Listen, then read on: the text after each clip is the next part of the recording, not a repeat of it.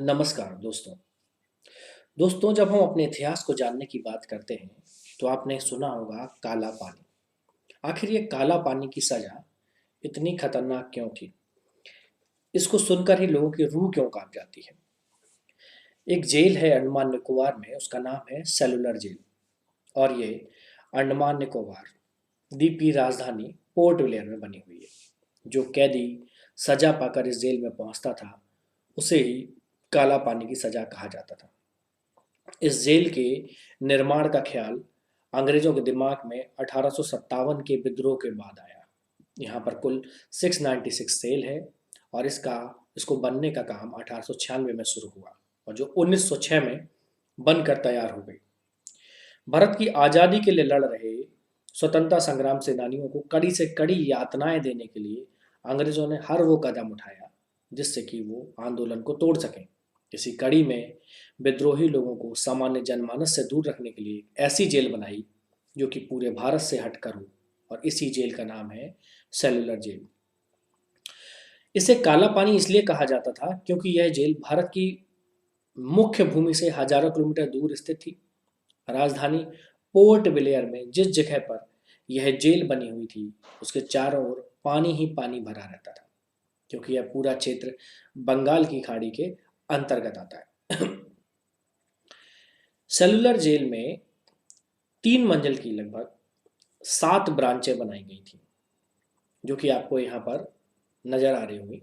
इसमें 696 सेल तैयार की गई थी और हर सेल का साइज 4.5 मीटर इंटू 2.5 मीटर था, मतलब 4.5 मीटर से और 2.7 मीटर तक। इन 3 मीटर की ऊंचाई पर खिड़कियां लगी हुई थी।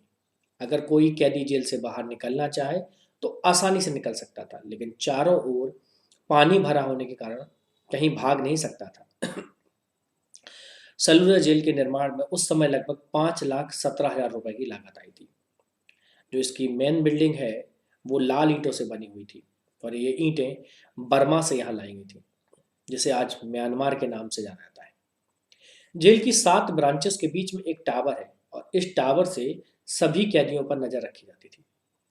टावर के ऊपर एक बहुत बड़ा घंटा लगा था जो किसी भी तरह का संभावित खतरा होने पर बजाया जाता था। इस जेल को सेलुलर जेल क्यों कहते हैं, उसका भी बड़ा रीजन है, क्योंकि सेलुलर जेल ऑक्टोपस की तरह 7 ब्रांचेस में फैली हुई थी, जिसमें कुल 696 सेल बनाए गए थे। यहाँ एक कैदी को दूसरे कैदी से बिल्कुल अलग रखा जाता था और जेल में हर कैदी के लिए एक अलग सेल थी। यहाँ पर कैदियों को एक दूसरे से अलग रखने का मकसद यह हो सकता है कि कैदी आपस में स्वतंत्रता आंदोलन से जुड़ी कोई योजना ना बना सके और अकेलापन के जीवन जीते जीते अंदर ही अंदर टूट जाएं, ताकि वे लोग सरकार के प्रति किसी भी तरह की बगावत करने की हालत में ना रहें। इस जेल में बंद क्रांतिकारियों पर बहुत ज़्यादा जुल्म ढाया जाता था। क्रांतिकारियों से कोलू से तेल पेरने का काम भी करवाया जाता था। हर कैदी को 30 पाउंड नारियल और सरसों का तेल पेरना होता था।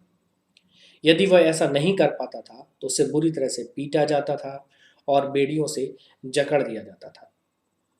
सेलुलर जेल में सजा काटने वालों में बहुत बड़े बड़े नाम भी हैं जो उन्होंने स्वतंत्रता आंदोलन में टेक्स पार्ट किया। उनमें से एक नाम है बटुकेश्वर दत्त, विनायक दामोदर राव सावरकर, बाबूराव सावरकर, सोहन सिंह, मौलाना अहमदुल्ला, मौलवी अब्दुल रहीम, सादिक पुरी या मौलाना फजल या खैरावादी, डॉक्टर दीवान सिंह, योगेंद्र शुक्ला, गोपाल भाई परमानंद, ऐसे बहुत से हजारों अनगिनत नाम। सेलुलर की जेल पर वीर शहीदों के भी नाम लिखे हैं। यहाँ पर एक संग्रहालय भी बनाया गया है जहाँ उन अस्त्रों को देखा जा सकता है, उन वेपन्स को देखा जा सकता है जिनसे स्वतंत्रता सेनानियों पर अत्याचार किए जाते थे। भारत को आज़ादी मिलने के बाद इसकी 2 और शाखाओं को ध्वस्त कर दिया गया। अब केवल इसमें 3 शाखाएं बची हुई हैं और जो मेन टावर था उसको 1969 में राष्ट्रीय स्मारक घोषित कर दिया गया। सन 1963 में यहाँ गोविंद बल्लभ पंत नाम का एक अस्पताल खोला गया था, जो वर्तमान में 500 बिस्तरों वाला अस्पताल है और 40 डॉक्टर यहाँ के निवासियों की सेवा कर रहे हैं। 10 मार्च 2006 को सेलुलर जेल का भी शताब्दी समारोह मनाया गया था, जिसमें यहाँ पर सजा काटने वाले क्रांतिकारियों को श्रद्धांजलि दी गई थी। तो दोस्तों, काला पानी उसे इसलिए कहा जाता है क्योंकि वो चारों तरफ से पानी से घिरी हुई थी और कोई भी कैदी यहाँ से तैरकर हजारों किलोमीटर दूर नहीं जा सकता था, इसलिए इसे काला पानी की सजा भी कहते थे। उम्मीद करते हैं दोस्तों कि आपको काला पानी की सजा के बारे में जो जानकारी दी वो आपको समझ में आई होगी, आपको उसके बारे में एक डिटेल नॉलेज पता लगी होगी। उम्मीद करता है ये वीडियो आपको पसंद आया होगा। नमस्कार।